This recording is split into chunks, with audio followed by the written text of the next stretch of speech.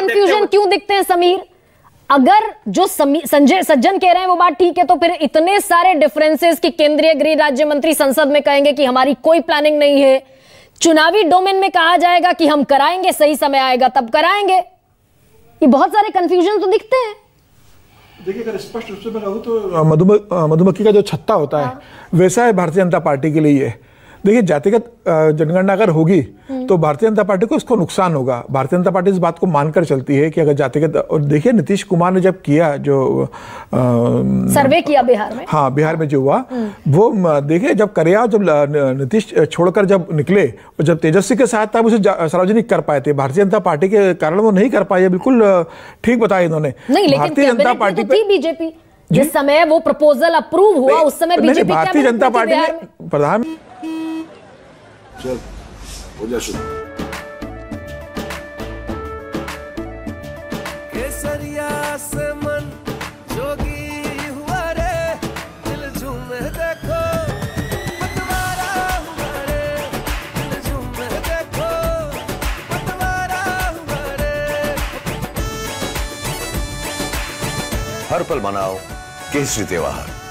विमल बोलो जुबान केसरी।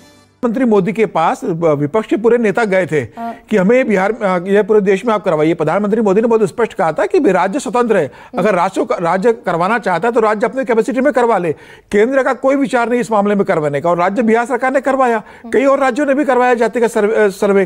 किसी राज्य ने जारी किया, किसी ने नहीं किया। नीतीश कुमार ने उसे जारी कर दिया और उसका राजनीतिक लाभ नीतीश कुमार को लोकसभा चुनाव में मिला है। यह कह देना कि सही किसी को लाभ नहीं मिला, मैं मानता हूं इस बात को कि तेजस्वी को उस हिसाब से नहीं मिला, लेकिन नीतीश को उसका क्रेडिट मिला है जो चुनाव परिणाम अंदर आ रहे हैं। भारतीय जनता पार्टी का डर यही कि अगर जातिगत सर्वे करवाते हैं, जातिगत जनगणना होती है, बाद में अंदर अगर विपक्ष उसको मुद्दा बनाता है और जाति के अंदर जो बंटवारा होता है कि भाई जिसकी जितनी संख्या उसको इतनी हिस्सेदारी दी जाए, जाति के समूह खड़े होंगे, जाति के लीडर्स खड़े होंगे, और भारतीय जनता पार्टी के अंदर भी एक ऐसा बड़ा वर्ग नेताओं का जो जातिगत सर्वे की डिमांड करता है। आप देखिए, जब गोपीनाथ मुंडे थे भारतीय जनता पार्टी के सांसद, उन्होंने इस बात का जिक्र किया था और उन्होंने कहा था कि नहीं होना चाहिए। तो भारतीय जनता पार्टी जानती है कि उनके अंदर भी जो जाति के नेता है भारतीय जनता पार्टी के अंदर बड़े, वो भी जब जाति का मामला आएगा तो वो जाति के साथ ही जाएंगे, वो भारतीय जनता पार्टी के साथ नहीं रहेंगे। तो क्या इस स्थिति में जब नीतीश कुमार, चिराग पासवान, अनुप्रिया पटेल, उधर छगन भुजबल महाराष्ट्र में आप जिक्र कर रहे हैं, जीतन राम मांझी, ये सारे जितने कॉन्स्टिट्यूएंट हैं जो जातिगत जनगणना के फेवर में हैं, जब वो सरकार के साथ खड़े होंगे तो जनगणना टलेगी क्या?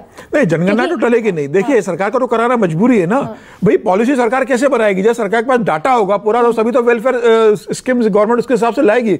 लेकिन सरकार ये भी जानती है कि पॉलिसी के साथ जो पॉलिटिकल उसको नुकसान हो सकता है, उसको कैसे बचा जाए, उसमें से क्या रास्ता निकाला जाए। क्या रास्ता है समीर? तो सरकार, अभी मुझे लग रहा है कि सरकार ने जो समय लिया है 2021 में करवाना था, अगर सरकार ने नहीं करवाया और नए 24 तक का इंतजार किया तो सरकार इस पर विचार कर रही होगी। और मुझे लगता है कि अभी सरकार ऐसा कोई रास्ता निकालेगी कि जिससे जातिगत जनगणना भी हो जाए, जनगणना भी हो जाए और भारतीय जनता पार्टी को उसका कोई राजनीतिक लाभ न हो और उस जनगणना का विपक्ष कोई राजनीतिक लाभ ले न सके। मुझे लग रहा है कि भारतीय जनता पार्टी इस पे विचार कर रही होगी और जो जनगणना होगी वो इसी आधार पर होगी, सीधे जाति का सर्वे। अभी तक जो टाला गया उसका सीधा कारण पॉलिटिकल डिविडेंड हुआ ना।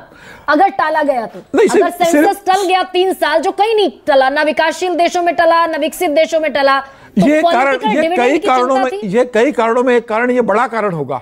कई और कारण भी रहे होंगे सरकार ने जो बताया उसके हिसाब से, लेकिन एक राजनीतिक कारण भी रहा होगा कि सरकार अभी इस मामले से दूरी बना के रखना चाहती है। सरकार इसमें समय लेना चाहती है। सरकार देख रही है कि इस मामले को कैसे हैंडल किया जाए जिससे जनगणना भी हो जाए, जातिगत सर्वे भी हो जाए, लेकिन भारतीय जनता पार्टी का जो हिंदुत्व का अम्ब्रेला है उसके अंदर जो सारी जाति इकट्ठी हुई है वो छिटके ना। तो सूर्या